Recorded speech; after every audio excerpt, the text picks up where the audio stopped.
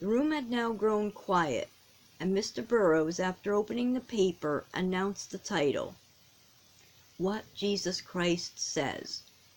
Then slowly and reverently he read while the wondering scholars spelled out the name. E. Even the night shall lie light about thee. D. Depart from evil and do good. W. Whosoever cometh unto me I will in no wise cast out. A. A new heart will I give you. R. Resist the devil and he will flee from you. D. Draw nigh to God and he will draw nigh to thee. L. Lo, I am with you always. E. Ever follow that which is good. W.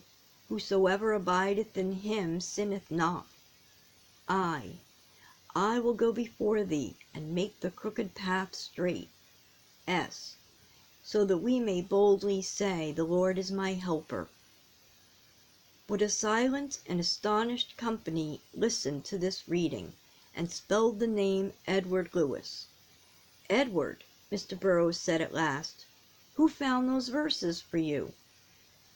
I found them, sir, in my Bible. I've got them all marked.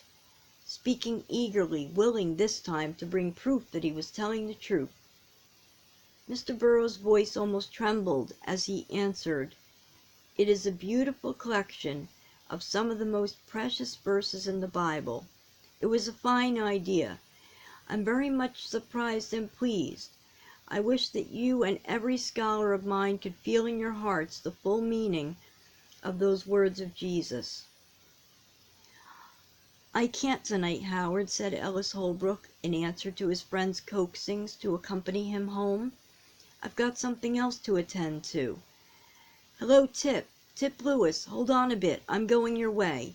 No, Howard, I'll come up in the morning, I really can't. Tip waited in wondering silence, while the boy, whom he counted an enemy, hurried towards him. Ellis was a bold, prompt boy. When he had anything to say, he said it. So he came to the point at once. See here, Tip, did I blunder the other day when I told Mr. Burroughs you threw that paper? I thought I saw you. Yes, said Tip, you did. I didn't throw a bit of paper that day. Well, Father said he thought I was mistaken. I'm sure I supposed I was telling the truth. I'm sorry. I'll say so to Mr. Burroughs and the boys if you like, and let him find out who did it and then was mean enough to see you whipped for it. Tip struggled a little. No, he said at last, let it go. The whipping is done and can't be undone. I don't want to make any more bother about it. Ellis eyed him curiously. You're a queer fellow, he said at last. I expect you had about the best acrostic this afternoon that can be written. Tip's heart was throbbing with pleasure as he walked on home after Ellis had left him. For the first time in his life he had earnest, warm, hearty praise from his teacher. Ellis had said, Father told me he thought I was mistaken. Mr. Holbrook then did believe and trust him. Besides, there was another thought which seemed delightful to him.